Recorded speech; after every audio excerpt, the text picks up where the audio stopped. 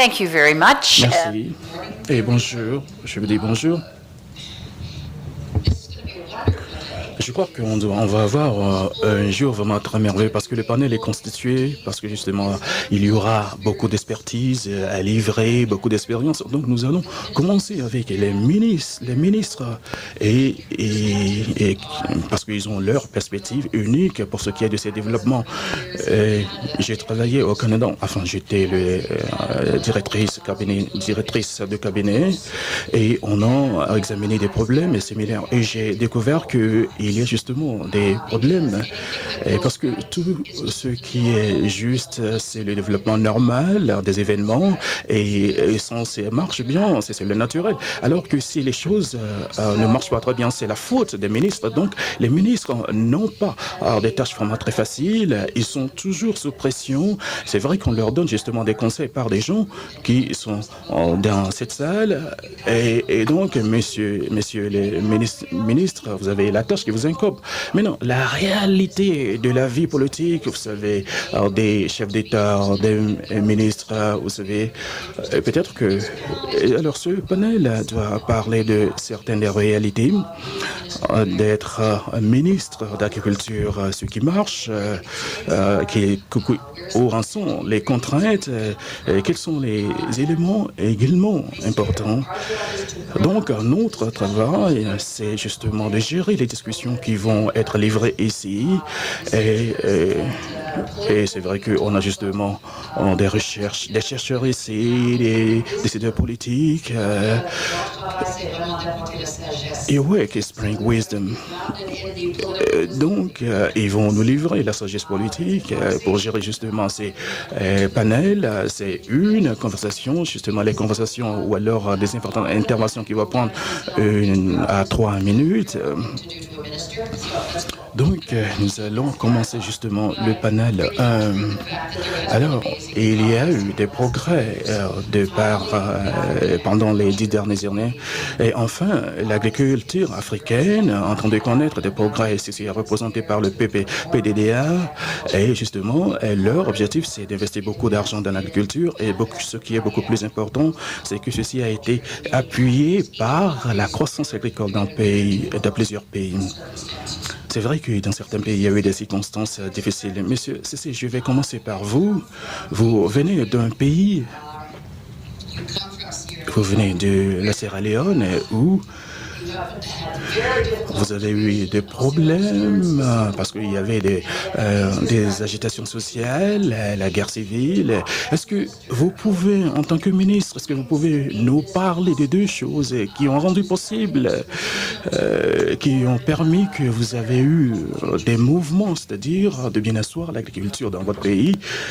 Merci, Madame la Présidente, Mesdames et Messieurs. J'aimerais livrer 2 points pour ce qui est de ce qui marche, pour ce qui est de l'agriculture. Alors, la première des choses, c'est la volonté politique. Ça vient du haut niveau. En Sierra Leone, le président a apporté ce soutien politique, justement, en mettant en place une task force qui comprend les ministères de commerce. Tous ces ministères, ils doivent prendre part à cette réunion, et cette réunion comprend également les ONG, et les acteurs, et justement, ils mettent en exergue les défis et font des recommandations. Deuxième point, à cause du président, nous avons donné justement des allocations budgétaires à l'agriculture. Nous avons investi, et ceci a à voir avec la déclaration de Maputo, parce que justement il était question d'accorder 10% de son budget à l'agriculture. C'est ce qui a été fait, et c'est important pour booster par exemple la croissance agricole pour atteindre 6%. Actuellement, la Sierra Leone, nous en sommes à 3%. L'autre chose aussi, c'est le leadership qui doit soutenir toutes ces décisions. Ceci est vraiment très important. Je voulais vous poser la question, madame, ça c'est bien, mais comment justement les producteurs examinent ces problèmes? Parce que vous nous avez donné la définition, comment vous voyez un peu la gestion, comment les producteurs pourraient répondre à mes questions. Alors, qu'est-ce qui fait la différence pour amener ces producteurs à faire. Je crois que la volonté politique va avec les ressources qui ont été mobilisées au niveau interne. Donc, nous avons augmenté, par exemple, les allocations budgétaires. Nous avons justement développé des programmes à hauteur de plusieurs millions de dollars. C'est important de fournir des services et donner des intrants pour ces producteurs. Donc, vous donnez beaucoup plus de ressources à ces producteurs, oui. Alors, il y a deux choses. Il y a la volonté politique et ensuite mettre les ressources à la disposition des paysans. Je crois que maintenant, Damazani de la RDC serait d'accord avec vous. Est-ce que vous pouvez nous dire également quels sont les éléments qui ont accéléré, qui ont marché, qui ont conduit des histoires réussies? Merci madame, je dois parler en français pour que je sois beaucoup plus à l'aise, le temps de mettre le casque. J'aurais dû poser la question en français. Voilà. Non, je vous ai suivi, ça va madame. Oui, en République démocratique du Congo, comme on le sait, c'est un pays qui vient de sortir d'une longue période de crise économique, crise de guerre. Et là, il y a un début de prise de conscience et un engagement politique très élevé au niveau de la présidence, tout comme aussi au niveau du gouvernement, qui est maintenant présidé par un jeune Premier ministre qui a pris les choses en main et qui consulte même les partenaires dont l'IFPRI, qui a pris même un des éléments de l'IFPRI et a fait de lui son conseiller principal en matière d'agriculture. C'est pour vous dire que les soucis de mettre ce secteur en première ligne. Et de là, nous sommes engagés dans l'esprit de Maputo où nous avons préparé le PDD-AA, le programme détaillé de développement de l'agriculture en Afrique. Et en préparant jusqu'aujourd'hui au stade, nous sommes en train de finaliser notre plan national d'investissement agricole. Et là, l'autorité, déjà, dans la première campagne du Premier ministre en cours, il a mis des ressources, ce qui était rare par le passé, des ressources vraiment fraîches dans le secteur de l'agriculture en préparant les campagnes agricoles. Et ce qui met donc mettre à la disposition des petits paysans, comme vous le savez, plus de 70% des populations congolaises se trouvent dans les zones rurales. Et c'est ceux qui font l'agriculture. Mais ils continuaient jusque-là à faire l'agriculture de subsistance, sans beaucoup de ressources. Et le gouvernement, là, il a importé plus de 2700 tracteurs qui sont déjà arrivés au pays et mettre en place des ressources pour maintenant essayer donc d'utiliser les vastes étendues que nous avons en République démocratique du Congo, de l'eau en abondance et une population qui est maintenant, par le passé, comme on disait, l'agriculture était pour les pauvres. Aujourd'hui, l'esprit a changé. Même le président délégué généraux des entreprises, les ministres, les députés, tous ont maintenant leur champ dans les périphéries de là où ils travaillent. C'est un esprit nouveau. That's an amazing story, story. Secretary Al Hassan from Ghana. Écoutez, c'est excellent. Monsieur Hassan du Ghana, comment est-ce que vous faites pour transformer ce sentiment de besoin de réforme en réalité concrète pour ceux qui sont sur le terrain? Parce qu'au-delà des discours politiques, comment est-ce qu'on fait en pratique pour que cela avance? Je vous remercie, Madame la Présidente. Je pense que, outre ce qui vient d'être rappelé, tous les facteurs qui viennent d'être évoqués, l'engagement sous forme de plan documenté est important, et cela est le cas au Ghana. C'est-à-dire que tous les partis politiques, tous sont vraiment engagés dans la réalisation de l'engagement qu'a pris le Ghana sur le plan continental en domaine de l'agriculture. Et c'est le premier pas vraiment qui permettra à l'agriculture de démarrer. Mais alors les petits agriculteurs, comment s'en rendent-ils compte? Écoutez, notre plan national lui-même est fondé n'est pas imposé, si vous voulez, par l'État. Les agriculteurs, quelle que soit leur dimension, sont impliqués dans sa réalisation, y compris les femmes. Oui. En fait, l'engagement qui a été pris équivaut au sein du ministère de l'Agriculture consiste à désagréger même les documents. Donc la question que vous posez trouve sa réponse dans nos statistiques. Les femmes sont pleinement impliquées aujourd'hui. L'autre problème, c'est de veiller à ce que l'ensemble de la chaîne de valeur soit prise en charge. Il n'y a pas que la production. Pour prendre la question des femmes, justement, il y a l'aspect production, bien sûr, mais au-delà de cela, il faut vérifier la participation des femmes tout au long de la chaîne de valeur. Et cela est également documenté aujourd'hui. Donc les femmes y sont bel et bien. Merci.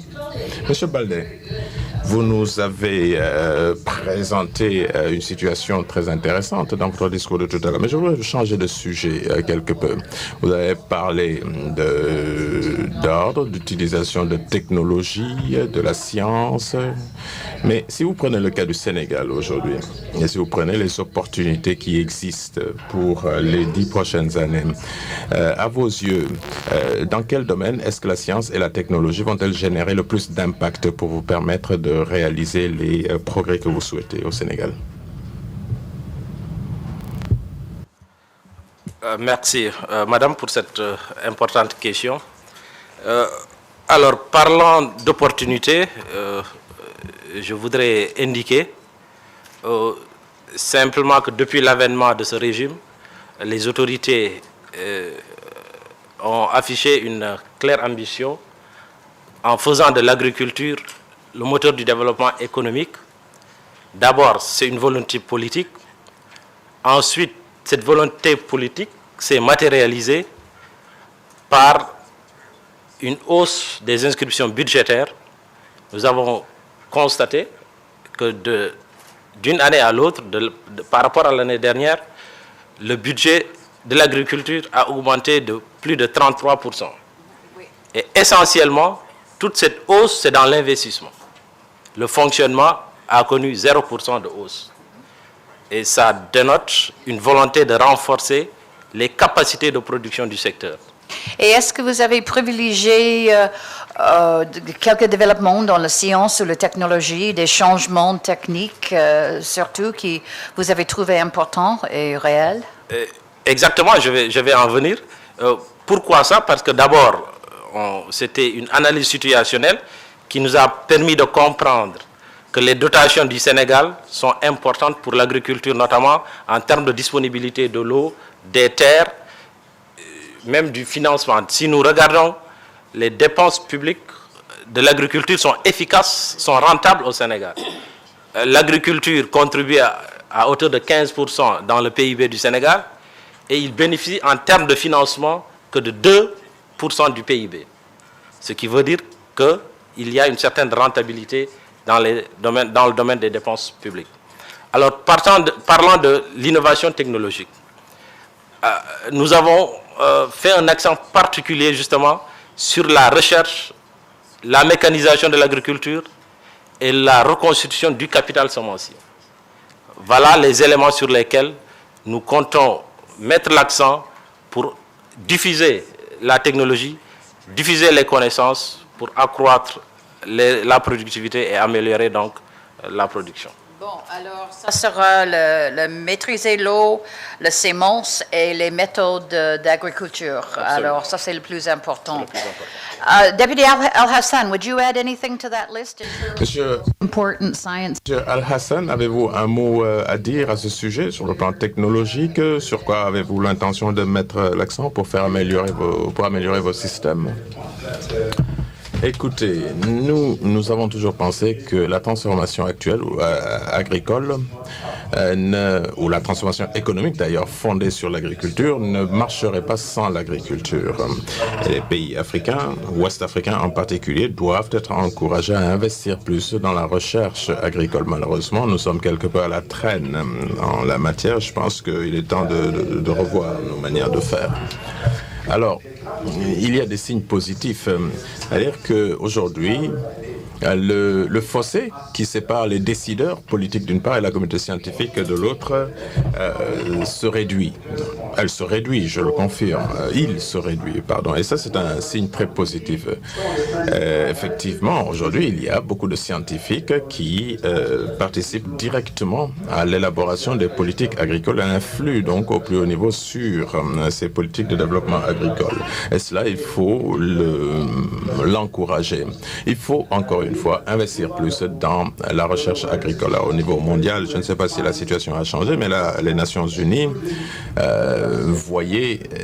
ont vu depuis très longtemps qu'une politique agricole qui n'inclut pas la recherche agricole est sûre d'échouer. Et je pense que cette idée doit être renforcée, doit être promue pour attirer plus d'investissements dans la recherche agricole, en particulier aux fins d'améliorer la situation des petits agriculteurs.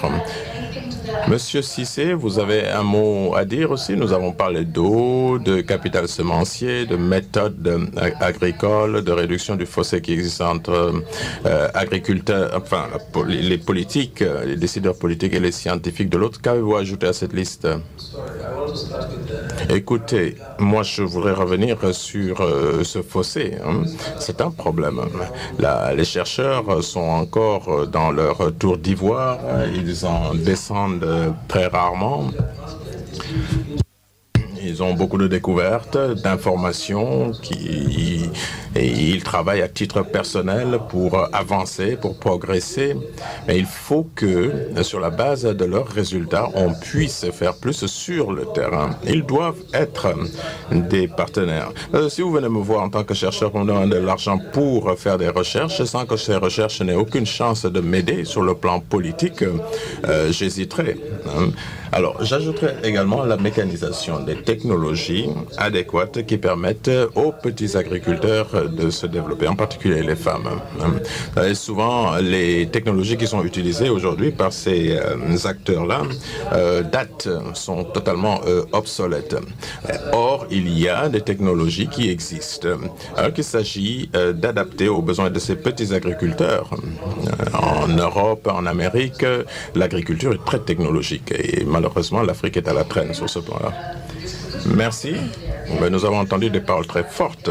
Faire descendre les chercheurs de leur tour d'ivoire, les faire travailler sur les questions qui présentent un intérêt concret pour les petits agriculteurs. Nous avons des chercheurs dans la salle, cela tombe bien, nous les entendrons réagir certainement sur ces points-là. Monsieur Ramazani. Monsieur le secrétaire à l'agriculture. Vous avez une situation tout à fait différente parce que vous êtes vraiment à le commencement dans un certain sens. Quels sont les développements de sciences et de la technique qui vous êtes le plus important dans ces situations où vous vous trouvez? Oui, merci madame. Vous savez, pendant plusieurs décennies déjà chez nous, à l'époque, il y avait ce qu'on appelait l'INERA, qui est l'Institut national d'études et de recherche agronomique, qui était très réputé en Afrique centrale et qui a développé des variétés qui ont été exportées, dont les palmiers donc à croissance lente qui se développent actuellement en Malaisie et en Indonésie. Et après, cet institut a sombré vraiment dans la crise. Et nous sommes arrivés à avoir des problèmes sur le développement du manioc. C'est là où nous avons donc réveillé le gouvernement à pouvoir réhabiliter l'INERA, sans lesquelles on n'allait pas avoir de variétés qui sont propices pour être diffusées à travers les pays. Les maniocs ne donnaient plus. Nous avons récupéré certaines variétés que nous avions développées en RDC et qui se trouvaient heureusement à Ibadan, donc dans la ITTA. Avec ces mêmes variétés, nous avons repris pour faire une multiplication en cascade et remettre encore la production du manioc en République démocratique du Congo. Aujourd'hui, nous avons maintenant plusieurs partenaires qui sont arrivés.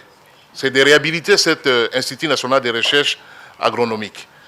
Pas en cherchant tout de suite à faire donc de recherche appliquée, mais d'aller vraiment dans les recherches-développement, en utilisant les ressources qui sont disponibles dans les recherches qu'on a déjà développées ailleurs et de les mettre en pratique au niveau national. Ainsi donc, nous sommes allés même dans le cadre de diffusion de variétés telles qu'Enerica, qui est aujourd'hui en pleine diffusion dans les pays, de variétés de haut rendement dans la production des maniocs, et accouplé à cela maintenant avec l'importation des machines agricoles qui sont maintenant opérationnelles. Donc maintenant nous allons vers les autres pas, amener encore les innovations, des paquets technologiques que les populations en milieu rural avaient complètement abandonnés. Donc on continuait encore avec la culture donc, de subsistance pour permettre aux populations de vivre et de ne pas mourir de faim. Mais améliorer maintenant cette technologie et apporter à une maintenant, production beaucoup plus élevée. Comme vous le savez, on a beaucoup plus d'espace pour cultiver et exporter de la production agricole à travers l'Afrique et le monde. Donc ça, c'est notre souci, un défi. Comment, à partir de notre centre de recherche INERA, prendre les innovations qui existent, les diffuser, les mettre à la disposition avec une vulgarisation qui tienne la route et afin d'amener à une production. Et le grand problème aussi, un défi qui est chez nous, ce sont les infrastructures. On peut bien développer le système de production à travers les pays qui est vaste, plus de 2 345 000 km². Il faut quand même maintenant qu'il y ait des routes pour pouvoir faire sortir ces produits, les amener vers les centres des marchés de consommation et aussi d'amener la science vers ces milieux-là. Voilà, c'est tout un grand défi. Et aussi le vieillissement de nos chercheurs. C'est qu'ils n'avaient pas une politique jusque-là de rajeunissement des cas de chercheurs. Pour former un chercheur, ce n'est pas 2 ans, il faut prendre plusieurs années. Et on avait un retard qu'on est en train de se rattraper en amenant beaucoup plus de jeunes dans les PhD, dans les centres de formation des spécialistes pour avoir des cadres plus valables. And you need new crops and new researchers. Ah, nous avons beaucoup de ça. OK. Donc vous avez besoin en fait de production, mais également de chercheurs. Okay. Écoutez, je vais vous poser une question maintenant. Elle peut être assez difficile. Vous savez que l'IFPRI est une organisation dont le produit, eh bien, c'est des idées. Hein. C'est des idées, des politiques pour voir comment est-ce que l'agriculture peut servir à réduire la pauvreté autant que faire se peut au niveau national. Mais alors, cela signifie parfois aussi des ajustements économiques. Et si vous prenez un groupe de chercheurs en agriculture et que vous les mettez dans une salle de réunion et vous leur demandez votre conseil, leur conseil, ils vous diront tous, écoutez, arrêtez les subventions, arrêtez le soutien aux producteurs pour que l'agriculture soit plus une affaire de marché. Mais alors cela... politique, la réalité de... But that doesn't tally with what the expectations of the people are and of other members of the same government as well.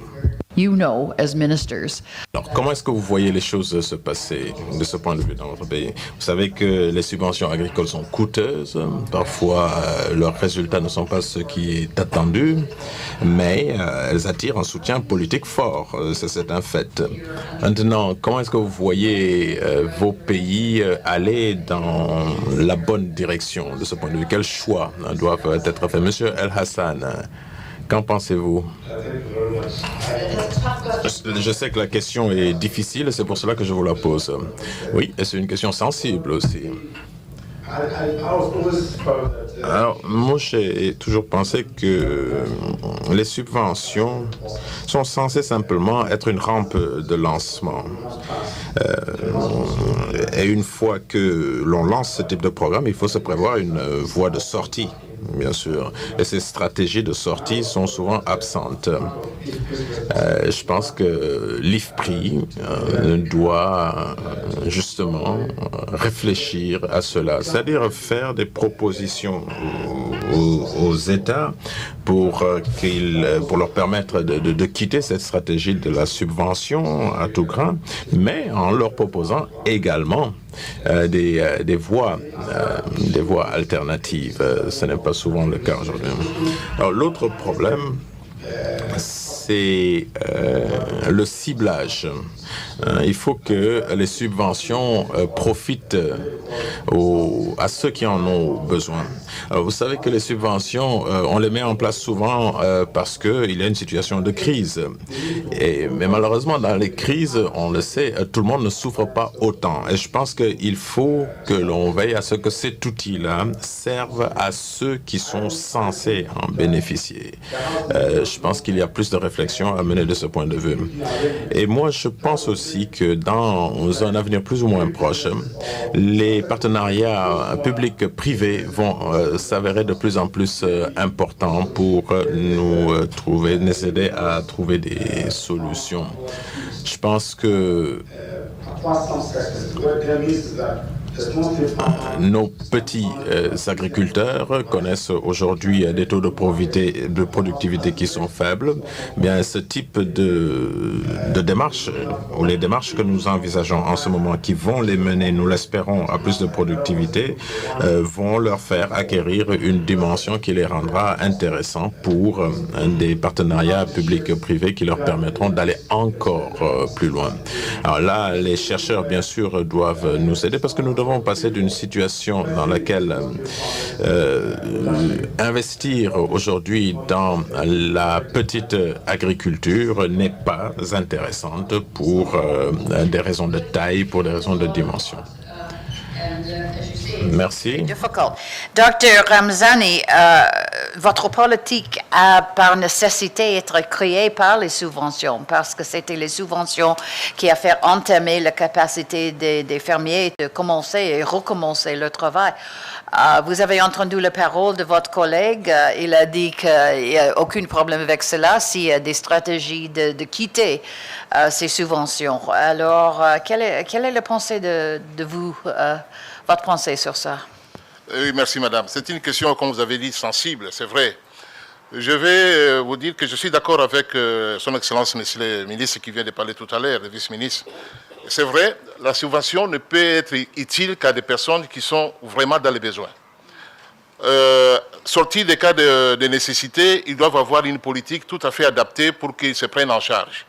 Je vous donne un exemple typique. Nous avons dans des provinces, les provinces qui ont été vraiment affectées par les conflits politiques et les guerres. Ce sont des pauvres. On ne peut pas demander aux pauvres de devenir demain lui-même opérateur économique sans qu'il y ait un système de banque ni de crédit qui existe dans la province. C'est lui demander de devenir saint alors qu'il a plein de péchés. Alors, qu'est-ce qu'il faut? Nous avons mis en place un système de production de semences. C'est un cas exemple que je vous donne. Production de semences. Les partenaires, les ONG, donnaient des semences gratuitement aux populations pour qu'ils multiplient la production de semences. Et tout les revenait. Ils ont fait 2 ou 3 fois et les gens commençaient à prendre le goût d'obtenir la gratuité. Et cela a commencé à diminuer la capacité de l'entrepreneuriat vis-à-vis de ces personnes. Nous sommes allés dans les mêmes sites avec maintenant des projets. Nous disons aux populations, nous vous donnons les semences à produire, mais vous devez remettre en contrepartie quelque chose pour montrer que vous vous impliquez. Ce n'est plus question de dons gratuits. Mais c'était tout un problème. Comment les populations qui étaient habituées à avoir des gratuités, ils peuvent remettre quelque chose. Ils disent, on ne peut pas payer, mais ils devaient remettre même en nature. Donc ça veut dire, je vous donne 2 kilos, c'est un exemple simple que je vous donne, 5 kilos de semences, vous me ramenez 3 kilos après la production pour qu'on puisse assister les autres. Au fur et à mesure, les gens ont pris conscience. Donc il fallait à un certain moment arrêter le système de subvention, de gratuité dans cette province pour amener aux populations de se prendre en charge. Mais il faut une stratégie. You said you had a young, bright Prime Minister. Est-ce qu'il est préparé de prendre ce défi? Oui, le Premier ministre a pris le défi. C'est pourquoi nous avons pris même un conseiller principal, qu'il a pris un conseiller principal qui vient de l'IFPRI justement, pour mettre en place des stratégies qui soient adaptées. Et nous avons des provinces qui fonctionnent à des vitesses différentes, des stratégies qui fonctionnent selon les provinces, selon les cas de spécificité qui se présentent. Bon, OK. Merci beaucoup. Oui. OK, merci. Minister Cissé, what wisdom do you have on subsidies? Mr. Cissé, Money for subsidies in Sierra Leone, but I bet you pas beaucoup d'argent pour les subventions, mais il vous en faut quand même pour lancer les choses. Écoutez, il y a eu effectivement un long débat sur les subventions chez nous, mais je crois qu'en Afrique aujourd'hui, les choses sont claires. On ne peut pas s'en passer. Nous sommes à des niveaux de pauvreté tels que nos agriculteurs ne peuvent pas acquérir les nouvelles technologies sans subvention. C'est ainsi, c'est une contrainte budgétaire qui pèse sur nous. Alors, en Sierra Leone, nous avons un programme de subvention et comme mon collègue l'ont dit, une question de faire ce travail de manière intelligente pour que les cibles soient les bonnes et puis de se doter également d'une stratégie de sortie. Qu'est-ce que cela signifie? Cela signifie permettre au secteur privé d'intervenir dans le temps, ensuite, une fois que les subventions seront éliminées graduellement. Mais c'est une question qui est politiquement chargée. Vous savez, lorsque on veut sortir justement de ce type de démarche, on a tout type de facteurs qui interviennent. On a toutes sortes de gens qui viennent vous dire, voilà, monsieur le ministre, on ne peut pas, il y a des pauvres, il faut les aider, etc. Mais c'est, pour nous, autres politiques, il est essentiel vraiment d'aider les agriculteurs à travailler, à faire leur travail d'agriculteur, mais également à faire leur travail de commercialisation qui doit leur incomber. Ils doivent entrer dans une démarche de marché. Il faut se rendre compte que nous luttons contre la pauvreté. Autant la pauvreté est la source des difficultés des agriculteurs, autant il faut leur fournir les moyens de gagner de l'argent pour non seulement sortir de la pauvreté, mais absorber Mr. Baldet, vous avez de sagesse ajoutée sur ces questions difficiles sur les subventions? Oui, merci. Question difficile, oui, mais il faut l'affronter. Si je résume, la subvention est un mal nécessaire dans nos pays. Alors, mais ce qui se passe au Sénégal, je vais vous le dire. Alors, nous avons décidé de maintenir les subventions, mais de les réorienter dans les facteurs les plus productifs. Alors, nous avons maintenu la subvention, le niveau de subvention, mais nous l'avons réorienté vers d'autres intrants, comme le matériel agricole et les engrais. Alors, je vous raconte le cas de l'arachide au Sénégal. Alors, pour l'arachide, les producteurs ont vendu pendant la campagne de commercialisation à un prix de 200 francs. Alors, 6 mois après, c'est la période de production, cette même graine d'arachide que les paysans ont vendue, l'État l'a fait stocker quelque part. Ce n'est pas de la semence de qualité. C'est cette même graine d'arachide qui a été vendue, que nous avons stockée, fait traiter pour la redonner aux paysans au même prix que eux-mêmes, ils ont vendu leur arachide à 200 francs. Alors, les paysans disent qu'il faut leur redonner cette arachide qu'ils ont vendue à 200 francs à moins de ça. La même graine qui n'est pas une semence de qualité. Voilà toute la problématique de ce qui existe actuellement.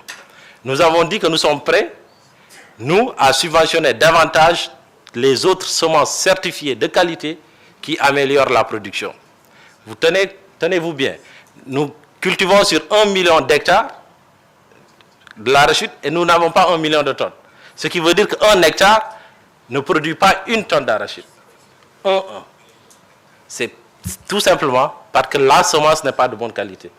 Ce n'est pas une semence certifiée, donc de bonne qualité. C'est une semence tout venant. C'est ce qu'on a cultivé pendant des années, qu'on recycle. Et ça, nous avons dit que ce n'est plus la peine de continuer sur cette méthode. Vaut mieux mettre l'accent sur les autres facteurs qui améliorent la productivité, notamment le matériel, l'engrais, etc., que de continuer de subventionner une semence qui n'en est pas d'ailleurs une. Alors, voilà le problème de la subvention au Sénégal.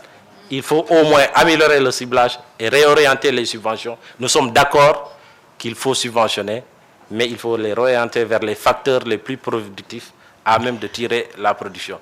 Alors, c'est ça qui fait qu'actuellement, nous sommes en train That's de... a very interesting distinction between those the Écoutez, ça farmers. c'est une bonne discussion parce qu'il y a effectivement des agriculteurs qui ont plus de besoins que d'autres et c'est une question qui appelle plus de réflexion.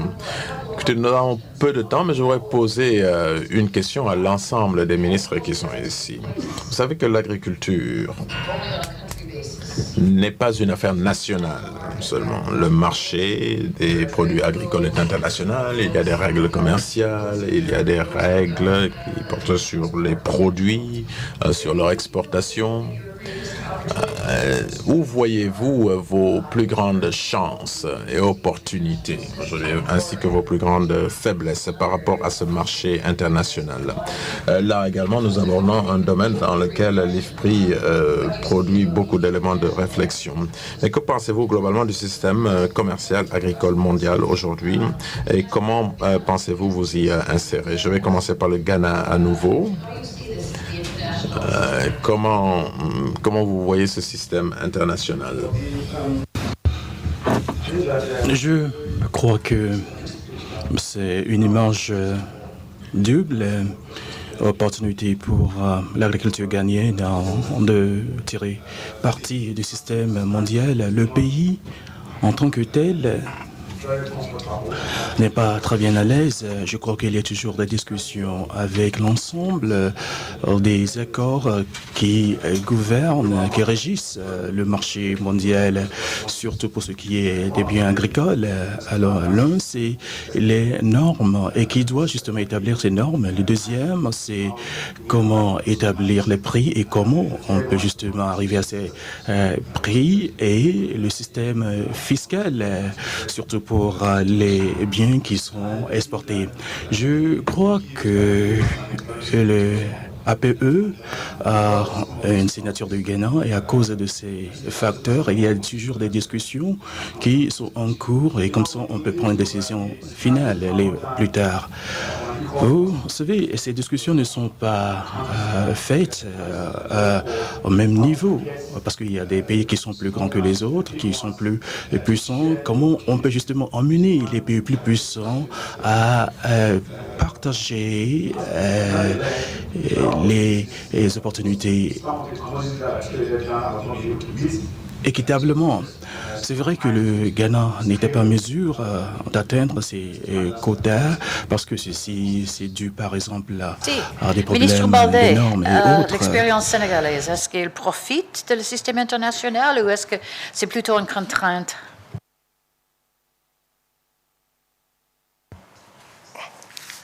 Merci. Je pense que le Sénégal profite beaucoup quand même de ce commerce international parce que surtout pour les produits horticoles, nous avons des parts de marché de plus en plus importantes, des parts plus ou moins importantes de marché, notamment sur des produits comme la pastèque, le melon et puis la mangue.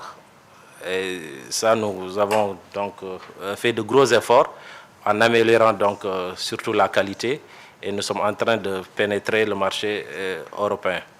Alors, il y a beaucoup de filières quand même où, à l'interne aussi, le commerce marche, notamment les filières, justement où il y a une contractualisation. Notamment, c'est l'oignon et la tomate.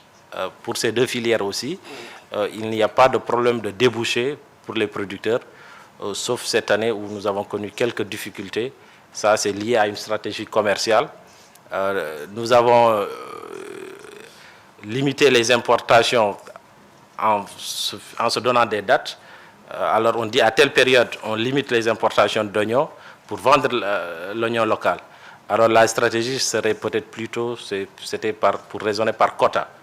C'est ce qui a fait que quand même la filière a connu quelques difficultés. Mais globalement, je pense que nous profitons bien du commerce international. Intéressant, c'est l'autre côté de la médaille. Alors, les standards peuvent gêner aux opportunités pour Ghana, mais ça peut ajouter les éléments de qualité pour le Sénégal.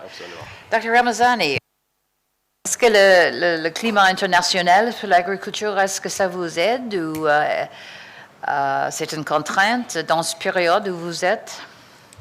Oui, madame, merci beaucoup. En République démocratique du Congo, nous avons deux types de problèmes. Nous avons d'abord les marchés internes.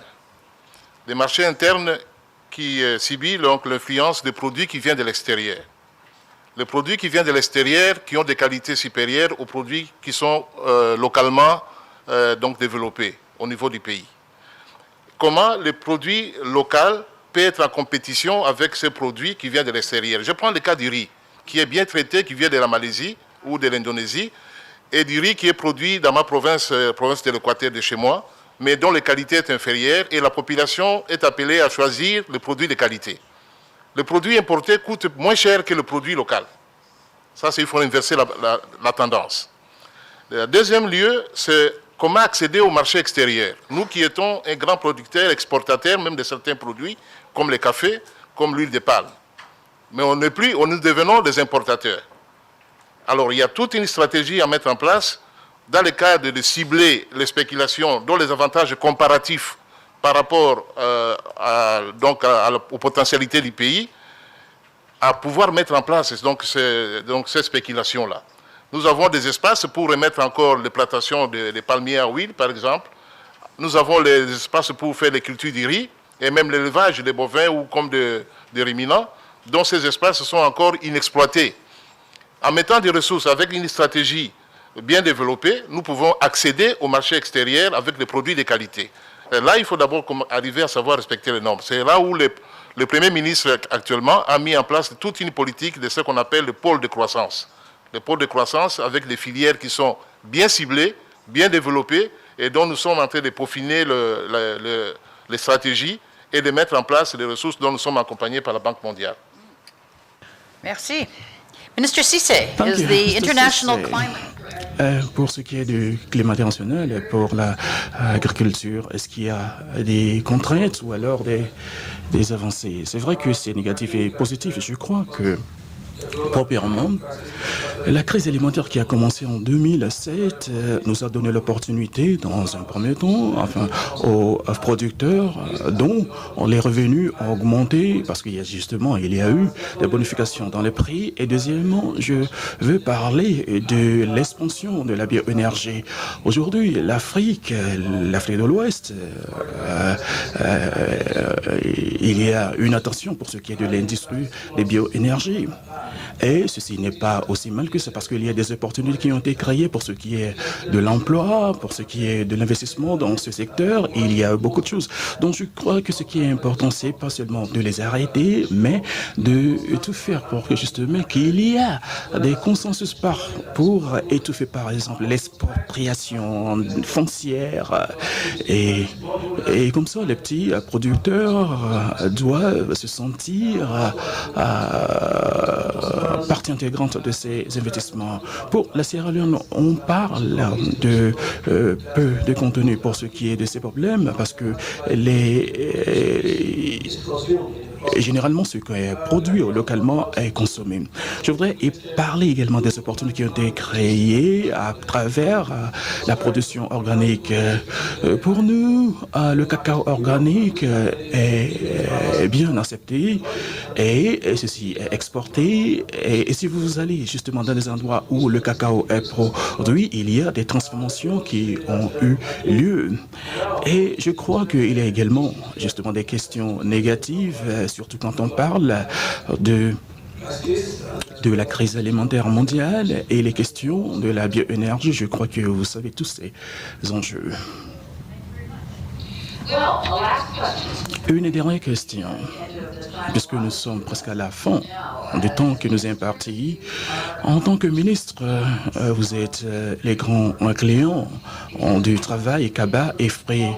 Nous voulons influencer les politiques. Nous devons avoir, par exemple, les meilleures politiques pour concourir à la réduction de la pauvreté. Donc, vous, en tant que ministre, vous êtes le numéro 1 en matière de ce qui doit être persuadé et convaincu. Quelle est votre priorité pour effrayer pour les 5 prochaines années? Est-ce qu'il y a justement une attention particulière, un grand accent? Quels sont les secteurs qui doivent recevoir justement ce grand accent pour qu'on puisse vous aider, vous soutenir? Alors, c'est votre chance de nous dire quelles doivent être justement les orientations, vous en particulier également pour ce qui est du secteur agricole. Oui, Je crois que la stratégie de l'IFPRI pour notre région et pour nos pays ne doit pas changer. Actuellement, ce que je vois, c'est la question des questions qui sont négligées et surtout d'avoir des informations pour informer la prise de décision au niveau gouvernemental. Je crois que c'est une stratégie fantastique.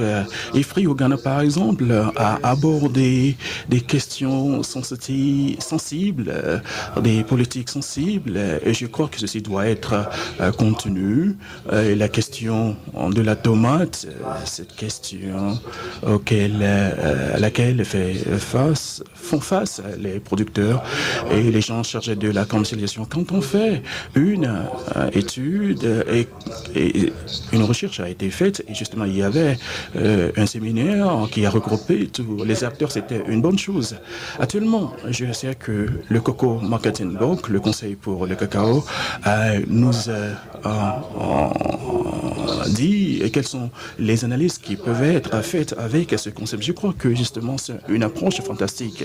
Je crois que la position courageuse de prendre les résultats de la recherche AFRI, de les acheminer vers le cœur du gouvernement, je trouve que c'est une stratégie qui doit être encouragée et soutenue. Quand j'étais le directeur du comité d'agriculture au sein du Parlement ghanéen, je crois qu'il y avait justement une grande collaboration entre IFPRI et nous. Et ceci nous a donné une meilleure compréhension de nos défis pour ce qui est du secteur agricole et même il nous a permis justement de comprendre ce qui se passe ailleurs et quelles sont les leçons qui peuvent être apprises. Et je crois que dans les 5 prochaines années, je crois qu'il y aura une collaboration assez forte entre les décideurs et IFPRI.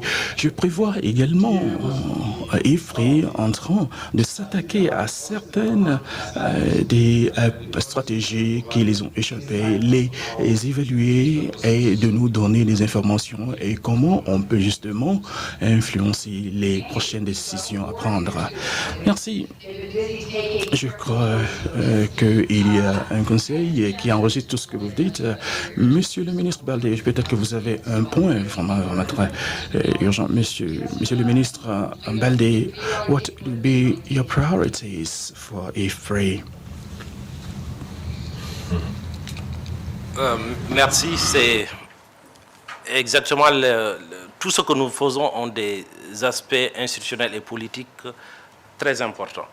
Alors je pense que IFPRI peut nous accompagner à éclairer davantage nos prises de décision en travaillant de façon très étroite avec le gouvernement. En tout cas, nous sommes disposés à être accompagnés dans la conception, la formulation, la mise en œuvre et l'évaluation de nos politiques.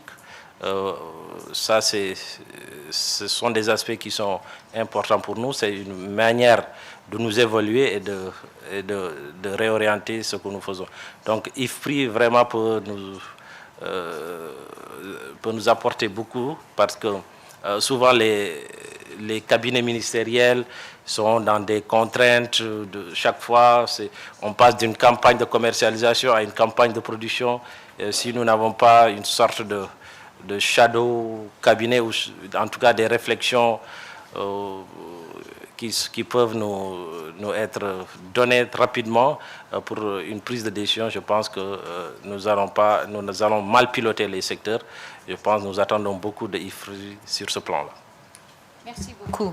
Et si vous devez nous quitter, on vous excuse alors. Bon. Ministre Cissé, what would be your priority? Ministre Cissé, quelle serait la priorité, la liste de priorités pour IFPRI qui serait vraiment très utile? Je crois que ça doit être abordé à 2 niveaux. Je crois qu'il y a au niveau régional et au niveau global. Je crois qu'au niveau mondial, cet aspect mondial est bien pris en compte. Je crois que pour ce qui est de la région également, nous avons toujours eu une bonne collaboration pour ce qui est des analyses et les résultats. Mais c'est important d'aller au-delà, justement pour développer les capacités. Pour nous, en Sierra Leone, nous n'avons pas de capacités pour ce qui est de la collecte des des données et l'analyse des données. Pourtant, IFPRI est championne. Donc, si vous pouvez nous aider pour ce qui est de l'évaluation capacités, quelles sont les capacités qui sont nécessaires pour nos institutions pour faire ces travaux dans notre pays et également de renforcer cette capacité pour ce qui est de l'établissement des institutions et de former les agents qui doivent faire le travail. Et là, justement, IFPRI peut jouer le rôle de superviseur. Je crois que c'est très important. Sinon, on aura toujours IFPRI.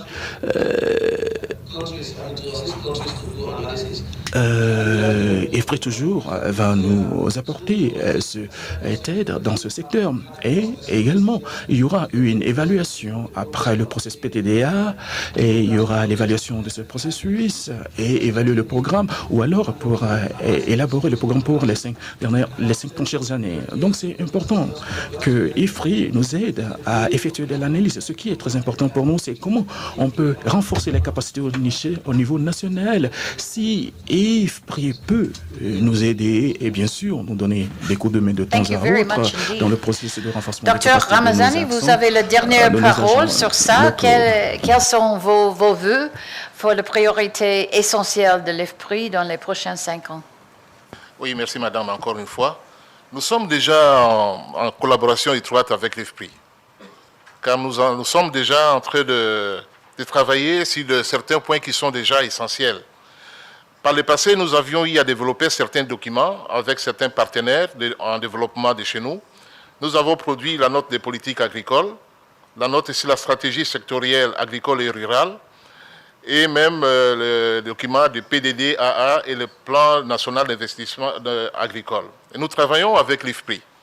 Et nous avons déjà même commencé à organiser d'ateliers de formation dans le cadre de vulgarisation, évaluation, suivi évaluation et récolte des données.